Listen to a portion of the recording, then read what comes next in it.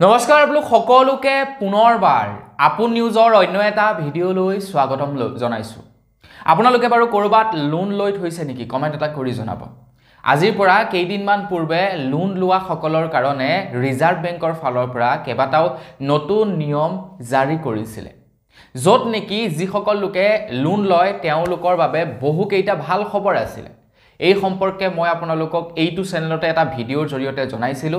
সেই ভিডিঅ'টো যদি এতিয়ালৈকে আপোনালোকে চোৱা নাই তেন্তে চাবকে পাৰে।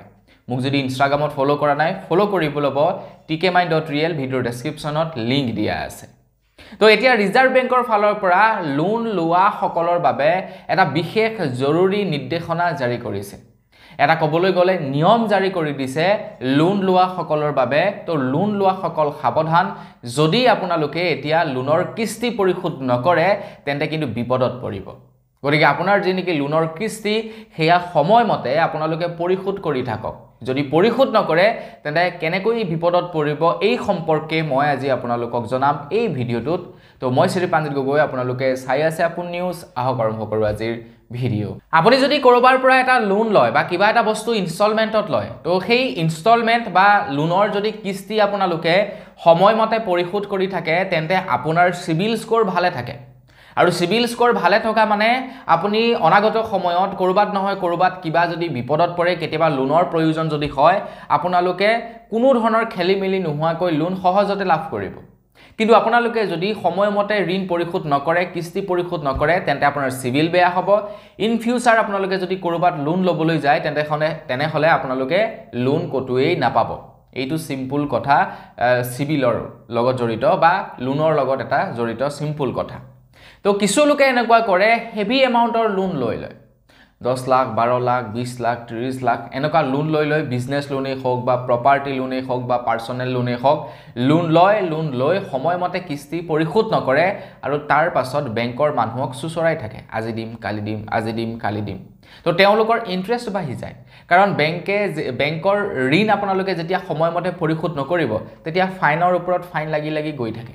আৰু ফাইন লাগি এসময়ত আপোনাৰ ঢেৰ সুদ হৈ যায়, ঢেৰ ইন্টাৰেষ্ট হয়। যদি দিবলৈ আছিল 1 লাখ টকা হৈ গ'ল 5 লাখ টকা, মানে ঢেৰ হৈ যায়গে এটা সময়ত গৈ।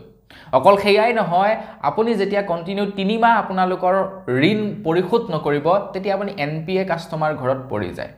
আৰু NPA কাষ্টমাৰ ঘৰত পৰি যোৱাৰ লগে লগে আপুনি বৰ সাংঘাতিক বিপদত পৰে। সাংঘাতিক বিপদত মানে কি, আৰু আপুনি ইন ফিউচাৰ লোন পাব নে নাপাব সেইটো কোনো গ্যাৰান্টি দি ক'ব নোৱাৰে।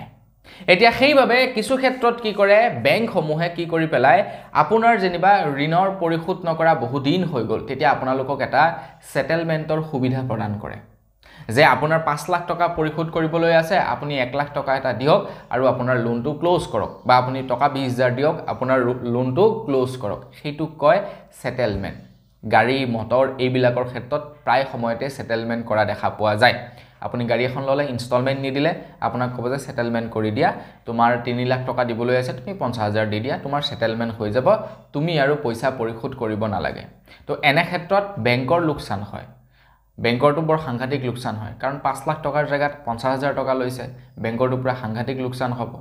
অকল সেইয়াই নহয়, আপোনাৰো এটা লোকসান হয় কি জানেনে, সেটেলমেন্ট কৰাৰ লগে লগে আপোনাৰ সিবিল আৰু কেতিয়াও ভাল নহয়। আপুনি কেতিয়াও অনাগত সময়ত কৰবাত কিবা লোন ল'বলৈ গ'লে নাপায়, আৰু আপোনাৰ সিবিলে বেয়া, সিবিল একদম ডাউন, আপুনি মানে কতোৱে একো কৰিব নোৱাৰে আপোনাৰ সিবিলৰ জৰিয়তে, আপোনাৰ সিবিল একেবাৰে ডাউন হৈ যায়।